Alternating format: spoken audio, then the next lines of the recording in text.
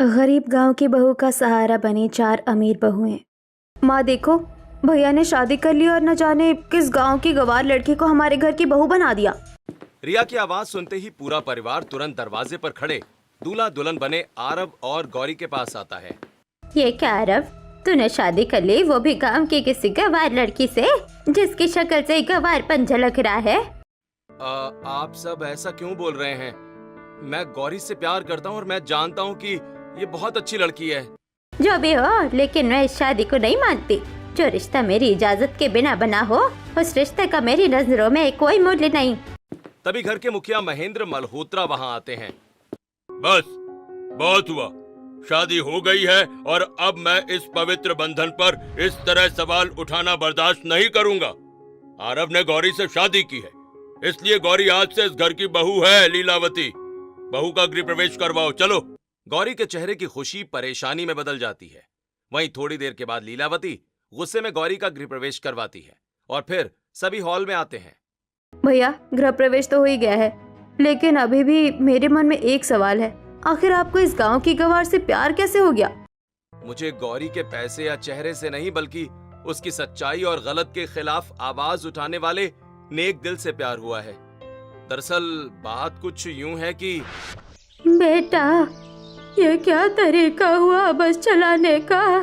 तुम्हारे वजह से अभी मुझे चोट लग जाती। मुझे क्या बोल रही हो अम्मा? आपको खुद दिखाई नहीं देता? बेटों ने तो लात मारकर घर से बाहर निकाल दिया है और अब आप मुझे ज्ञान देने चली हैं। बस ड्राइवर कमला देवी से बदतमीजी करने लगता है।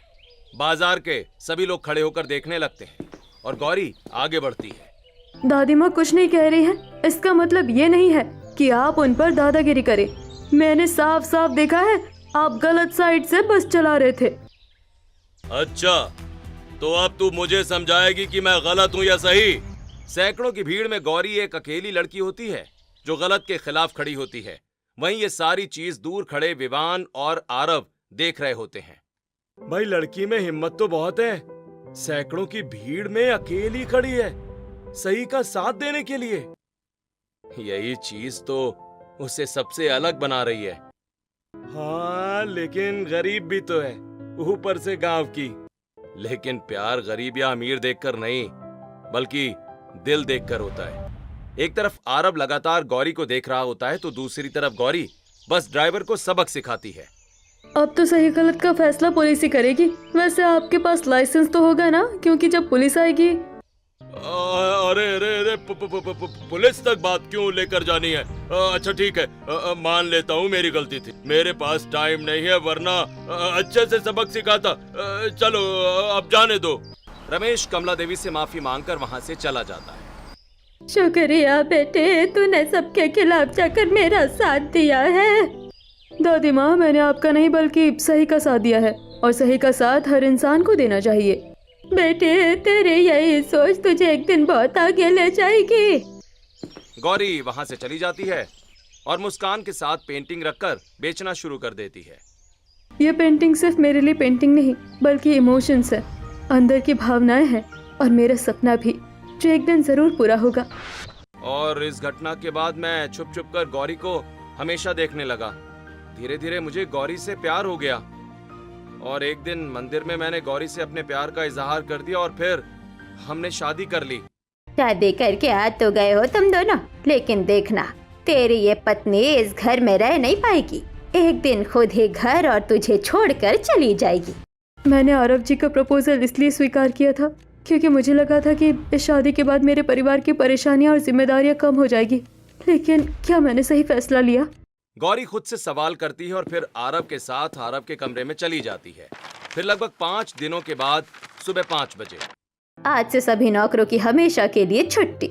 ये सुनते ही पोछा लगा रही गौरी और सभी नौकर लीलावती की तरफ देखने लगते हैं। तभी रामू, लेकिन क्यों मालकिन, हमसे कोई गलती हो गई क्या? नहीं नहीं, तुम लोगों से कोई गलती नहीं हुई है, बल्कि अब इस घर में नई नौकरानी आ गई है। अब घर की पूरी जिम्मेदारियां और सारा काम वही देखेगी। क्या? लेकिन वो कौन है मालकिन? और कौन? हमारे घर की नई बहू गौरी, जो इस घर की बहुरानी कम और नौकरानी ज्यादा है। लेकिन मम्मी जी, मैं इतना काम अकेले कैसे करूँगी? बहू बनकर आई हो तो जिम्मेदारियां भी निभानी होंगी। मंगलसूत्र पहनने से तो पत्नी बन सकती है, बहू नहीं। ये सुनते ही गौरी परेशान हो जाती है। तभी सीढ़ियों से आंखें मलता हुआ आरव आता है। माँ, आप ऐसा क्यों कह रही हो? अगर नौकरों को निकाल दिया तो गौरी अकेले सारा काम कैसे करेगी? तू घर के मामलों में मत पड़, मैं देख लूंगी कौन कितना काम कैसे करेगा। पहले खुद अपनी जिम्मेदारियों का एहसास कर, फिर मुझे आकर सीख देना। ये सुनते ही आरव चुप हो जाता है और घर की सारी जिम्मेदारियां गौरी के माथे मढ़ दी जाती हैं। फिर दोपहर को जब गौरी किचन में खाना बना रही होती है, साड़ी का ब्लाउज पसीने से भीग चुका है, लेकिन मम्मी जी को मुझ पर जरा सी भी दया नहीं है। घर के सारे नौकरों को निकालने के बाद सारे काम मुझे करने पड़ रहे हैं। गौरी पसीने से लथपथ होकर खाना बनाती है और एक से बढ़कर एक पकवान डाइनिंग टेबल पर सर्व करके सभी को खिलाती है। अरे वाह गौरी, तुमने तो बहुत अच्छा खाना बनाया है। खाकर दिल खुश हो गया यार। Thank you. क्या खाना अच्छा बनाया है? रोटियों में कोई स्वाद नहीं है, ऊपर से सब्जी कम, पानी ज्यादा लग रही है। माँ, आप शायद भूल गई हैं, भाभी गांव से हैं, ऊपर से गरीब घर की, शायद उनके घर में सब्जी ऐसी बनती होगी। लेकिन ये मेरा घर है और यहाँ हर चीज मेरी पसंद की होगी। इतना कहकर लीलावती सब्जी उठाकर गौरी के मुंह पर फेंक देती है और खींचकर एक थप्पड़ भी लगा देती है। मम्मी जी, मुझे आपने ये क्या किया? ये तुम्हारा घर नहीं है, यहाँ मेरे नियम कानून चलेंगे। अगर खाना बनाना नहीं आता है तो सीखो, वरना मुंह तोड़ दूंगी मैं तुम्हारा। इतना कहकर लीलावती देवी सभी के साथ खाना खाकर चली जाती हैं और अब इसी तरह हमेशा गौरी के ऊपर अत्याचार शुरू हो जाता है। फिर एक दिन जब घर पर कुछ पड़ोसी आते हैं। वाह बहन, अपने बड़े बेटे की शादी कर दी और हमें बुलाया तक नहीं। शादी मेरी पसंद की लड़की से थोड़ी ना हुई है, और शादी में मैं खुद कहाँ थी जो तुम्हें बुलाती? क्या मतलब? तुम्हारे बेटे ने इतना भी नहीं बताया कि वो शादी कर रहा है? हाँ, और नहीं तो क्या, वरना अगर मुझे पता होता तो ये गांव की गवार आज इस घर में खड़ी ना होती। लीलावती इतना कहती है कि तभी गौरी हाथों में चाय नाश्ता लेकर आती है और सभी को देती है। तभी वहाँ रिया भी आती है। चलो, शादी चाहे जैसे भी हुई हो, कम से कम आपको बहुत अच्छी बहू मिली, बिना कहे सारा काम कर रही है। हाँ, वरना आजकल की बहुएं किसी की सुनती कहाँ है, सिर्फ अपनी मनमानी करती है। आपकी बहू तो बिना रुके पूरा घर संभाल रही है। अरे बहू थोड़ी ना है, ये घर की नौकरानी है, नौकरानी। तभी तो नौकरानियों वाले सारे काम आते हैं इसे, वो भी अच्छी तरह। सोफे पर बैठा महेंद्र कुछ कहना चाहता है, लेकिन खुद पर संयम रख वहाँ से चला जाता है। वैसे बाकी चारों बेटों की शादी कब करवा रही हैं? हमें बुलाएंगी या नहीं? अरे उनकी शादी में तो मैं पूरे शहर को बुलाऊंगी, ऐसी बहू पसंद करूंगी जिसे पूरा शहर बस देखता ही रह जाएगा। हाँ आंटी, आप चिंता मत कीजिए, इस बार तो माँ की नजर करोड़पतियों की बेटियों पर है। वाह, मतलब इस गांव की गरीब गवार की चारों देवरानियां अमीर घराने से आएंगी। हाँ, मैंने तो खोज भी शुरू कर दी है, कहीं बड़े बेटे की तरह छोटे बेटे भी अपनी पसंद की ना उठा ले। इस डर से जल्दी ही शादी करवा दूंगी, बस एक बार लड़की मिल जाए। ये सब सुनकर गौरी चुपचाप किचन में जाकर बर्तन धोने लगती है। माँ बहू पसंद करने की बात कर रही थी या लॉटरी का टिकट? अब न जाने आगे क्या होने वाला है। अभी ही मेरा ये हाल है, कहीं आगे ऐसा ना हो कि मेरा सांस लेना भी मुश्किल हो जाए। गौरी देवरानियों की बात सुनकर बहुत ज्यादा परेशान हो जाती है। वहीं दूसरी तरफ खोज खत्म होती है और शहर के बड़े मनीष सिंघानिया की चारों बेटियों से रिश्ता तय हो जाता है। वेल, हमारी तरफ से ये रिश्ता पक्का है, बाकी आपकी मर्जी। देखिए, हम सोच कर बताएंगे। अरे अरे, इतने अच्छे घर से रिश्ता आया है हमारे बेटों के लिए, इसमें सोचने की क्या जरूरत है? भाई साहब, हमारी तरफ से भी रिश्ता तय है। अरे वाह, ये तो भाई बहुत खुशी की बात है। तो चलिए फिर मैं शादी की तारीख निकलवाकर आपको इन्फॉर्म करूंगा। इस तरह दोनों परिवारों की आपसी सहमति के साथ रिश्ता तय हो जाता है और कुछ ही दिनों में धूमधाम के साथ शादी होती है। पूरा शहर देखता रह जाता है। वहीं सभी मेहमान। लीलावती जी को भी मानना पड़ेगा, बड़े बेटे की शादी भले जैसे भी हुई हो, लेकिन इन्होंने अपने छोटे बेटे की शादी में तो पूरे शहर को ही इकट्ठा कर लिया है। देखकर ऐसा लग रहा है जैसे किसी सेलिब्रिटी की शादी हो। इतना शोर शराबा, ढोल नगाड़ा, ऊपर से शादी का हॉल भी इतना महंगा है। मैं तो दंग ही रह गई हूँ इतनी बड़ी और अच्छी शादी देखकर। काश हम लोग भी इनकी तरह अमीर होते और अमीर घराने की बहुएं लाते। इसी तरह सभी मेहमान आपस में तारीफ कर रहे होते हैं और इन सब के बीच शादी संपन्न हो जाती है। फिर धूम धड़ाके के साथ गृह प्रवेश होता है। तुम चारों बहुओं का आज इस घर में स्वागत है। आज से ये घर तुम्हारा ही है और इस घर की जिम्मेदारी अब आपकी है, क्योंकि आप हमारी भाभियां हैं। जी मम्मी जी, हम इस घर की जिम्मेदारी संभालने की पूरी कोशिश करेंगे। मीरा की बात सुनकर लीलावती खुश हो जाती है और फिर चारों बहुओं की आरती करके गृह प्रवेश करवाती है। फिर आरती की थाली गौरी के हाथ में रख देती है। आज से इन चारों की जिम्मेदारियां तुम्हारी है। इन्हें किसी भी चीज की कोई कमी नहीं होनी चाहिए। इस घर की बहू ये है बहू। जी मैं ध्यान रखूंगी, आपको शिकायत का मौका नहीं दूंगी। ये हमारी जेठानी है क्या? बिल्कुल नहीं, क्योंकि अगर जेठानी होती तो घर की शादी में ऐसे कपड़े थोड़ी न पहनती। हाँ, उनकी मम्मी जी भी इस तरह से थोड़ी ना बात करती अगर ये इस घर की बहू होती तो। अच्छा, तो फिर पक्का नौकरानी होगी। सुनो, मम्मी जी ने तुम्हें हमारी जिम्मेदारियां सौंपी है, इसलिए जल्दी से हमारा सारा सामान उठाओ और हमारे कमरे तक पहुंचा दो। ठीक है। और हाँ सुनो, मेरे कमरे में एक कोल्ड कॉफी भिजवा देना। और मेरे लिए ग्रीन टी। अच्छा, ये सारा काम करके मेरे सारे कपड़े प्रेस कर दीजिएगा और हाँ, साथ ही मेरा रूम भी अच्छी तरह से क्लीन कर दीजिएगा, क्योंकि मुझे गंदगी बिल्कुल नहीं पसंद। ठीक है, मैं आप सभी के काम एक एक करके कर दूंगी बिना देर किए।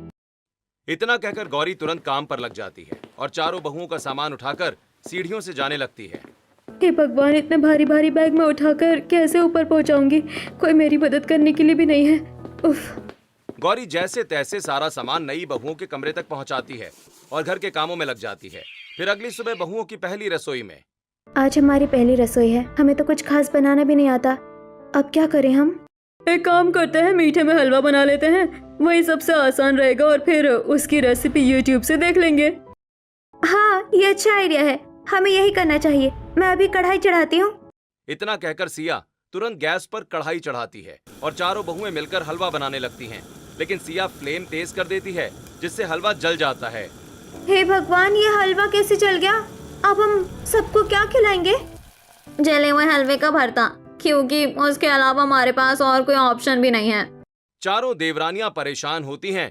तभी वहां गौरी आती है। बाहर मम्मी जी मेहमानों के सामने इतना इतरा रही हैं। अगर मेहमानों को ये जला हुआ हलवा खाने मिलेगा तो मम्मी जी की बहुत बेइज्जती होगी। मुझे कुछ करना पड़ेगा। क्या हुआ? अब तुम यहाँ क्यों आई हो? ऑलरेडी हम बहुत परेशान हैं, इसलिए चुपचाप यहाँ से चली जाओ। अगर आप लोग इजाज़त दे तो मैं आप लोगों की मदद कर सकती हूँ। मैं किसी को नहीं बताऊंगी। क्या सच्ची? लेकिन तुम किसी को बताओगी तो नहीं? एक काम करो, आज हमारी पहली रसोई के लिए तुम कुछ एक दो खाने की चीजें बना दो। ठीक है, आप लोग नजर रखिए, मैं अभी सारा काम कर देती हूँ। गौरी तुरंत गैस और कढ़ाई साफ करती है और एक से बढ़कर एक पकवान बनाती है, जिसे चारों देवरानियां अपने नाम पर डाइनिंग टेबल पर सर्व करके सभी मेहमानों और परिवारों को खिलाती हैं। अरे वाह, खाना कितना ज्यादा टेस्टी बना है। ऐसा लग रहा है जैसे साक्षात अन्नपूर्णा ने बनाया हो। हाँ जी, मानना पड़ेगा, आपकी बहुओं ने तो कमाल ही कर दिया। पहली रसोई में इतना टेस्टी खाना बनाना आसान नहीं होता है। हाँ, तो बहुएं किसने पसंद की है, मैं पहले से ही जानती थी। मेरी पसंद कभी खराब हो ही नहीं सकती। सभी बातें कर रहे होते हैं कि तभी लीलावती गौरी की तरफ इशारा करके कहती है, बाकी आप इसे देख लीजिए, इससे तो मुझे कोई उम्मीद ही नहीं है। इसे खाना बनाना तो दूर की बात है, एक ढंग की चाय बनानी नहीं आती। वही तो, पूरी जिंदगी बर्बाद कर दी है इसने। न इसे ढंग का खाना बनाना आता है और ना ही कहीं ले जाने लायक है ये। अब सबको कैसे बताएं कि खाना हमने नहीं बल्कि इसने ही बनाया है। चुप हो जाइए, वरना अगर मम्मी जी ने सुन लिया तो हमारी इंसल्ट हो जाएगी, इसलिए अभी चुप रहने में ही भलाई है। ये सोचकर कोई भी लीलावती को सच्चाई नहीं बताता है और इस तरह नई बहुएं अपनी पहली रसोई की रस्म पूरी करके कमरे में चली जाती हैं। मुझे तो ये नहीं समझ में आ रहा है कि एक नौकरानी से मम्मी जी को आखिरकार क्या दिक्कत हो सकती है। हाँ, शायद तभी तो उनकी बुराई कर रही थी। अब उन्हें कौन बताए, खाना हमने नहीं बल्कि इन्होंने ही बनाया था। तभी कमरे के बाहर झाड़ू मार रही गौरी पर चारों बहुओं की नजर पड़ती है और चारों गौरी के पास आती हैं। तुम हमारे लिए एक एक कप कॉफी बना दो और हाँ, साथ में सैंडविच भी बना देना, हमें बहुत भूख लगी है। हम खुद बना लेते, लेकिन हम बहुत अमीर घर से हैं। हमारे घर में हमें काम नहीं करना पड़ता था, इसलिए हमें आदत भी नहीं है। मैं पहले ही बहुत ज़्यादा थक चुकी हूँ, लेकिन कोई बात नहीं। जिस तरह मैं अपने मायके से ससुराल खुशियों की तलाश में आई थी, उसी तरह ये चारों भी आई होंगी और इसीलिए मैं इनके साथ वही नहीं होने देना चाहती जो मेरे साथ हो रहा है। क्या हुआ? आप सोच में पड़ गई? आप बना दोगी ना? हाँ मैं बना दूंगी, आप फिक्र मत कीजिए। इतना कहकर गौरी किचन की तरफ जाने लगती है। तभी उसकी नजर अपने कमरे के बाहर दीवार पर टंगी एक पेंटिंग पर पड़ती है। शायद इन पेंटिंग्स की तरह ही अब मेरी जिंदगी के रंग भी फीके पड़ चुके हैं। शायद वो दिन कभी वापस नहीं आएंगे जब लोग घर आया करते थे और कहते थे कि बेटी तेरी पेंटिंग के बारे में आज बाजार में बातें हो रही थी, आज तूने दुकान नहीं लगाई थी ना इस वजह से। क्या सच्ची मेरी पेंटिंग की बातें हो रही थी? फिर तो मैं अभी जाती हूँ बाजार। हाँ हाँ जल्दी जा, वहाँ पर बहुत सारे लोग खड़े हैं तेरी पेंटिंग खरीदने के लिए। आखिरकार तू बनाती ही इतना अच्छा है कि लोग अगर एक बार देख लें तो खरीदे बिना नहीं रह सकते। देखिएगा एक दिन मैं अपनी इसी पेंटिंग की वजह से फेमस होंगी और अपना सपना भी पूरा करूंगी। अब तो वो सपना हमेशा के लिए सपना ही रह गया। अब तो उम्मीद भी नहीं है कि मैं कभी अपने सपने पूरे कर पाऊंगी। गौरी उदास होकर वहाँ से चली जाती है और ये सब दूर खड़ी सिया नोटिस करती है। अगर सच में ये इस घर की नौकरानी है तो इनकी बनाई गई पेंटिंग यहाँ क्या कर रही है और ये अपने सपने क्यों नहीं पूरे कर रही? कहीं कुछ गड़बड़ तो नहीं? सिया ये सोचती रह जाती है तो वहीं दूसरी तरफ गौरी घर के कामों में लग जाती है। इसी तरह फिर अगली सुबह 5 बजे जब गौरी घर के जाले साफ कर रही होती है। पूरा परिवार सो रहा है और घर में भी सन्नाटा है, लेकिन ये इतनी सुबह जाकर काम क्यों कर रही है? सिया थोड़ा सा आगे बढ़ती है कि तभी गौरी के हाथों से एक थैली गिर जाती है जिसमें से बहुत सुंदर सुंदर पेंटिंग्स नीचे गिरती हैं। अरे वाह, इतनी सुंदर पेंटिंग! राधा जी, कान्हा जी, इतनी सारी सीनरी, सपनों की दुनिया और भी ना जाने क्या क्या। वैसे क्या आपने ये पेंटिंग बनाई है? नहीं नहीं रहने दीजिए, कुछ नहीं, बस पुरानी बातें हैं। इतना कहते ही गौरी तुरंत सारी पेंटिंग्स उठाने लगती है कि तभी वहाँ कियारा, मीरा और अनन्या भी आ जाती हैं। इतनी सुंदर पेंटिंग किसी प्रोफेशनल आर्टिस्ट ने बनाई है। पेंटिंग देखकर ऐसा लग रहा है कि आर्टिस्ट को रंगों की नहीं बल्कि रंगों को आर्टिस्ट की जरूरत है। इस पेंटिंग के जरिए सिर्फ रंगों का तालमेल नहीं बल्कि किसी के दिल की गहराई और सच्चाई भी दिख रही है। किस तरह ये किसान मेहनत कर रहा है, वो बूढ़ी दादी अपनी बच्ची को खाना खिला रही हैं। अगर ये सब कुछ आपने बनाया है तो फिर आप यहाँ इस तरह नौकरों वाले काम? सिया कुछ और कहती उससे पहले ही लीलावती वहाँ आ जाती है। गौरी बहू, तुम्हें यहाँ काम करने की आजादी है, बात करने की नहीं। इसलिए जल्दी से सारा काम खत्म करो और काम खत्म करके सबके लिए नाश्ता बनाओ। आज देर नहीं होनी चाहिए। जी मम्मी जी, अभी करती हूँ। इतना कहकर सिया तुरंत मंदिर में जाकर मंदिर की सफाई शुरू कर देती है। वहीं उसकी चारों देवरानियां। ये हमारी जेठानी है, इस घर की बहू? मतलब अब तक हम अपनी जेठानी को नौकरानी समझते हैं। हे भगवान, हम कितनी बड़ी गलती कर बैठे। अब हमें इस गलती की माफी मांगनी होगी। हम आज शाम को ही जेठानी जी के कमरे में जाकर उनसे माफी मांगेंगे। ये सोचकर चारों देवरानियां रात होते ही अंधेरे कमरे में पेंटिंग बना रही गौरी के पास जाती हैं। जी हमें माफ कर दीजिए, हम आपको इतने दिनों तक नौकरानी समझते आए। हमसे बहुत बड़ी गलती हो गई। गलती इंसान से ही होती है, लेकिन आपने अपनी गलती मान ली, मेरे लिए वही बहुत है। और वैसे भी कहने सुनने से क्या फर्क पड़ता है, इस घर में मेरा दर्जा एक नौकरानी की तरह ही तो है। लेकिन क्यों? क्या सिर्फ इसलिए कि आप गरीब हैं या आप गांव से हैं? अब इन सब के पीछे चाहे जो भी रीजन हो, लेकिन अब ये अत्याचार हमेशा के लिए बंद हो जाएगा।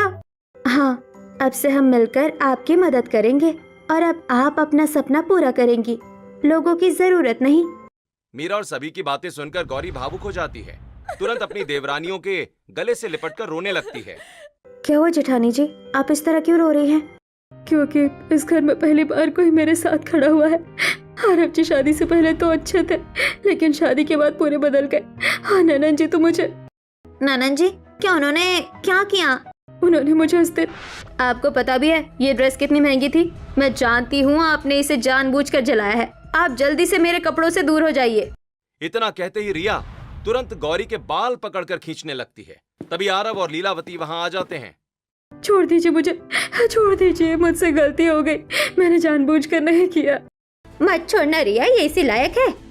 हाँ हाँ, इसे तो पकड़कर बहुत मारना चाहिए। इसकी वजह से मेरी पूरी जिंदगी खराब हो गई है। ऑफिस पार्टी से लेकर दोस्त के बर्थडे पार्टी तक कहीं भी मैं इसे नहीं ले जा सकता। लोग देख देख कर तरह तरह की बातें करते हैं। ना जाने मैंने इसे क्यों शादी कर ली। तभी लीलावती भी आगे बढ़कर गौरी को एक थप्पड़ लगा देती है। मुझे माफ कर दीजिए, आगे से मुझसे ऐसी गलती नहीं होगी।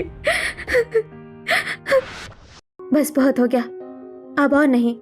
हाँ, अब हमारे होते हुए हमारी जेठानी जी को कोई तंग नहीं करेगा। हाँ जेठानी जी, अब आपकी चारों देवरानियां आ गई हैं आपको बचाने के लिए। आज से हम आपकी रक्षा कवच हैं। हाँ, और सहारा भी। सभी एक दूसरे से गले मिलती हैं, हाथ मिलाती हैं और अगले ही दिन घर के नियम बदल जाते हैं। अगली सुबह जब लीलावती सुबह सुबह उठकर किचन में जाती है तो देखती है कि ये क्या, बड़ी बहू को छोड़कर तुम सब काम में लगी हो। कोई बर्तन धो रहा है तो कोई झाड़ू मार रहा है, कोई पोछा तो कोई नाश्ता बनाने की तैयारी कर रहा है। हाँ मम्मी जी, क्योंकि आज से इनकी सारी जिम्मेदारी हम चारों संभालेंगे। अच्छा, तो वो क्या करेगी? बैठकर आराम नहीं करेंगी बल्कि अपने सपने पूरे करेंगी। मैंने तुम लोगों को थोड़ी इज्जत क्या दे दी? तुम चारों मेरे सिर पर बैठकर नाचोगी? इस घर के नियम तुम लोगों के लिए नहीं बदलने वाले। चारों बहुएं बिना कुछ कहे काम करने लगती हैं। फिर थोड़ी देर के बाद पापा, मम्मी, इतने दिन हो गए हैं आपसे मिले, हमें आपकी बहुत याद आ रही है। आप हमसे मिलने यहाँ आ सकते हैं क्या? हाँ हाँ, क्यों नहीं। मेरी चारों बेटियां मुझे इतने प्यार से बुला रही हैं, मैं क्यों नहीं आऊंगा। थैंक यू सो मच पापा। अच्छा चलिए, अब हम फोन रखते हैं, हमें एक बहुत जरूरी काम है। इतना कहकर कियारा फोन काट देती है। एक बार पापा यहाँ आ जाएं तो हम जेठानी जी के बारे में उन्हें बताएंगे। हाँ, और उनकी इतनी अच्छी कला को हम इस तरह व्यर्थ नहीं जाने देंगे। जब पापा आएंगे तब हम जेठानी जी की पेंटिंग उन्हें दिखाएंगे। ये सोचकर चारों बहुएं काम करने लगती हैं। तभी थोड़ी देर के बाद घर के दरवाजे पर मनीष सिंघानिया और पद्मावती दस्तक देते हैं। पापा, मम्मी, आप लोग यहाँ? मुझे नहीं लगा था कि हमारे एक बार बोलने पर आप हमसे मिलने आ जाएंगे। अरे ऐसे कैसे ना आती, हमारी बेटियों का ससुराल है, आना तो बनता है। हाँ जी, क्यों नहीं। आइए आइए बैठिए, आपका हमारे घर में स्वागत है। गौरी, जाकर सभी के लिए चाय नाश्ता लेकर आ। आप बैठिए जेठानी जी, हम है ना, आपकी देवरानी आपका सहारा है, हम लेकर आते हैं। इतना कहकर चारों जाती हैं और चाय नाश्ता लेकर आती हैं। वहीं मनीष की नजर दीवार पर टंगी एक पेंटिंग पर पड़ती है। ये पेंटिंग कितनी ज्यादा सुंदर है। ऐसा लग रहा है जैसे किसी प्रोफेशनल आर्टिस्ट ने बनाई हो। लेकिन अब किसी और के घर में कैसे पूछूं कि इसे किसने बनाया है। ये सोचकर मनीष चुपचाप बैठा होता है, लेकिन उससे रहा नहीं जाता और वो पद्मावती के साथ तुरंत उस पेंटिंग के पास जाता है। हाँ, कौन है भाई वो कलाकार जिसने इतनी अच्छी पेंटिंग बनाई है? हमने पापा को पेंटिंग के बारे में बताया तक नहीं और पापा ने खुद ही नोटिस कर लिया। अरे क्या हुआ, सब शांत क्यों हो गए? मुझे कोई बताएगा या नहीं, इस पेंटिंग को किसने बनाया है आखिर? वो तो बस ये। क्या हुआ, तुम इतना हिचकिचा क्यों रही हो? ये पेंटिंग तुमने बनाई है क्या? हाँ बेटी, ये पेंटिंग नहीं बल्कि भगवान का दिया हुआ आशीर्वाद है। मैं आया तो यहाँ पर अपनी बेटियों से मिलने था, लेकिन अब मैं तुम्हारी ये पेंटिंग ले जाना चाहता हूँ। जी, क्यों नहीं। मनीष सिंघानिया पेंटिंग लेकर अपनी बेटियों से मिलता है और पद्मावती के साथ वहां से चला जाता है। फिर कुछ दिनों के बाद आर्ट कंपनी की एक मीटिंग में। वाओ, ये पेंटिंग तो सच में बहुत ज्यादा अच्छी है। ये सिर्फ एक पेंटिंग नहीं बल्कि आत्मिक लगाव और भावनाओं को शब्दों की जगह रंगों से खेल कर दर्शाया गया है। मुझे इसे बनाने वाले कलाकार से मिलना है। आप कलाकार को नहीं बल्कि कलाकार की कलाकारी को देखें सर, क्योंकि कलाकार तो अब भी आम लोगों जैसी ही जिंदगी जी रही है। भाई, असली कलाकार तो वो होता है जिसे अपनी कला पर घमंड नहीं बल्कि विश्वास हो। हमें उनकी सारी कलेक्शंस देखनी है और हर एक कलेक्शन खरीदनी भी है। आप उन्हें कह दीजिएगा हमारे लिए इस तरह की और भी पेंटिंग्स बनाना शुरू कर दें। जी ठीक है, मैं उन्हें कह दूंगा।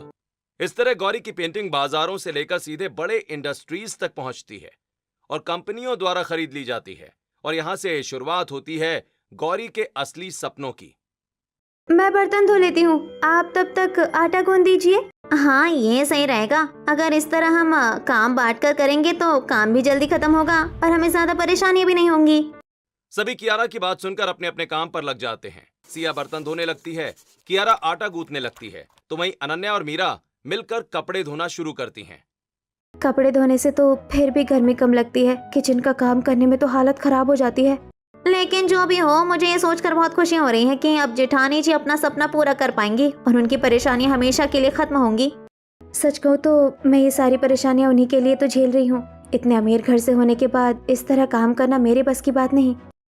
इस तरह चारों देवरानियां अपनी गांव की गरीब जेठानी का सहारा बनती हैं। वहीं दूसरी तरफ गौरी पेंटिंग्स बनाने में दिन रात एक कर देती है। मुझे इतनी ज्यादा नींद लग रही है, लेकिन मैं अपनी पेंटिंग अधूरी नहीं छोड़ सकती। आज इसे पूरा करके ही सोऊंगी। तभी कमरे में आरव और लीलावती आते हैं। क्या रे करमजली कलमुही गवार कहीं की, ये बिजली का बिल क्या तेरे मायके से आता है जो दिन रात लाइट ऑन करके रखती है? चल बंद कर इसे। मम्मी जी बस थोड़ी देर और मैं अपनी पेंटिंग पूरी कर लूं। मेरी नींद से ज्यादा जरूरी तेरी पेंटिंग्स नहीं है। और क्या ही कर लेगी तू इन घटिया पेंटिंग्स को बनाकर? हाँ, ऐसी पेंटिंग 100 रुपए में मिलती हैं, 100 रुपए में। बाजार में जाकर खरीद लेंगे। अब हट यहाँ से। इतना कहकर आरव कमरे की लाइट बंद कर देता है और गौरी उदास हो जाती है। तभी वहां उसकी चारों देवरानियां आती हैं। जेठानी जी, हमारे होते हुए आपको हार मानने की कोई जरूरत नहीं है। हाँ, आप हमारे कमरे में चलिए और वहाँ अपनी पेंटिंग बनाइए। वैसे भी हमारे पति तो अमेरिका गए हुए हैं, तो आपको कोई डिस्टर्ब भी नहीं करेगा। सभी देवरानियां मिलकर गौरी को अपने कमरे में ले जाती हैं और अब हमेशा इसी तरह अपनी जेठानी की ढाल और सहारा बनकर खड़ी होती हैं। धीरे धीरे दिन बीतते हैं और देवरानियों के साथ खुद की मेहनत और भगवान की कृपा से गौरी का सपना पूरा हो जाता है। जी हाँ दोस्तों, आपने बिल्कुल सही सुना। इस साल के इंटरनेशनल आर्ट कंपनी की ब्लॉकबस्टर आर्टिस्ट है गौरी मल्होत्रा, जिन्हें कल अवार्ड देकर सम्मानित किया जाएगा। टीवी पर आई इस न्यूज को सुनते ही हॉल में खड़े हर एक सदस्य के पैरों तले जमीन खिसक जाती है। सब हैरान रह जाते हैं। ऐसे कैसे हो सकता है? जिसे हम गांव की गवार कहते आए, आज वही इंटरनेशनल आर्टिस्ट के लिस्ट में नंबर 1 है। इसलिए कहते हैं किसी की पहचान उसके कपड़ों से या पैसों से नहीं, बल्कि उसकी कला, दिल और स्वभाव से की जाती है। एक तरफ परिवार को धीरे धीरे अपनी गलतियों का एहसास होना शुरू होता है, तो वहीं दूसरी तरफ कमरे में जेठानी जी, हमें तो विश्वास ही नहीं हो रहा है कि अब आप टीवी पर आएंगी। हाँ, वो भी इतनी जल्दी। सच में हम आपके लिए बहुत ज्यादा खुश हैं। कॉन्ग्रेचुलेशंस। बस अब आपकी खुशियों को किसी की नजर ना लगे।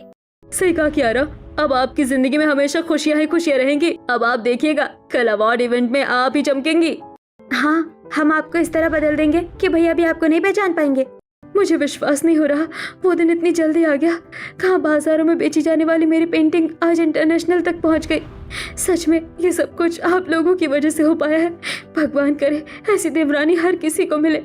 इतना कहकर गौरी अपनी चारों देवरानियों के गले लग जाती है और फिर अगले दिन अवार्ड फंक्शन में पहली बार मॉडर्न साड़ी पहनकर स्टेज पर पहुंचती है।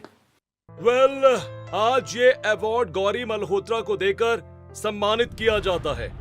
सिर्फ इसलिए नहीं कि उन्होंने अपने सपने पूरे किए, बल्कि इसलिए क्योंकि वो देश की और भी औरतों की हिम्मत बनी और सैकड़ों पाबंदियों और रोक टोक के बावजूद वो पीछे नहीं हटी। मैं यहाँ तक सिर्फ अपनी मेहनत की वजह से नहीं, बल्कि मेरी देवरानियों के सहारे और माँ जी के आशीर्वाद की वजह से पहुंची हूँ। मैं चाहती हूँ कि मैं उन सबके साथ ये अवार्ड लूँ। ये सुनते ही चारों तरफ तालियों की गड़गड़ाहट शुरू हो जाती है। वहीं ये देख लीलावती की आंखें भर आती हैं और साथ ही चारों देवरानियां स्टेज पर जाकर गौरी के साथ अवार्ड लेती हैं और फिर बहू, मुझे माफ कर दे। जिसे मैं गांव की गवार समझती थी, आज वही देश की उम्मीद है। तेरे सपनों की वैल्यू न करके मैंने बहुत बड़ी गलती की है। तुझे मैं नौकरानी समझती रही, जबकि तू हीरा है, हीरा। मुझे माफ कर दो गौरी। शुरुआत में मैंने तुमसे प्यार किया, लेकिन फिर अपने दोस्तों और कलीग्स की बातों में आकर तुम्हें धिक्कारना शुरू कर दिया। भाभी, आप मुझे भी माफ कर दीजिए। मैंने माँ समान भाभी पर हाथ उठाया और इस पवित्र रिश्ते की बेइज्जती की। गौरी कुछ कहती उससे पहले ही घर के चारों बेटे भी अमेरिका से लौट आते हैं। तुम चारों अमेरिका से इस तरह अचानक वापस कैसे आ गए? हम अचानक नहीं, बल्कि प्लानिंग करके आप सबको सरप्राइज देने के लिए आए हैं, और खास करके भाभी को। भाभी, हम जानते हैं कि हम आपके स्ट्रगल पीरियड में आपके साथ नहीं थे, इसलिए हमें माफ कर दीजिएगा प्लीज। भाभी, आज आपने सिर्फ हमारे घर का नहीं बल्कि पूरे देश का नाम रोशन किया है। भाभी, सच बताऊं तो आपको इस तरह स्टेज पर देखकर मुझे बहुत खुशी हो रही है। हम आपकी कामयाबी से बहुत ज्यादा खुश हैं। आप उन औरतों की मिसाल हैं जो शादी के बाद अपने सपने पूरे नहीं कर पाती। हाँ, माँ की लगाई पाबंदियों को भी पार करके आपने अपने सपने पूरे किए हैं भाभी। ये बहुत गर्व की बात है। आज मेरा पूरा परिवार मेरे साथ है। देश विदेश तक मेरी चर्चा है और यहाँ तक कि आज मेरा सपना भी पूरा हो गया है। अब मुझे परिवार से इज्जत, प्यार और अपनापन मिलेगा, क्योंकि मेरी देवरानियां मेरा सहारा बनी। गौरी अपने ससुराल वालों को खुद पर किए गए अत्याचार के लिए माफ कर देती है और अपने सपनों की दुनिया को हकीकत में बदलती है। इस तरह अगर हर घर में भेदभाव की भावना को छोड़ लोग एक दूसरे का सहारा बने तो किसी भी मुश्किल घड़ी को पार किया जा सकता है।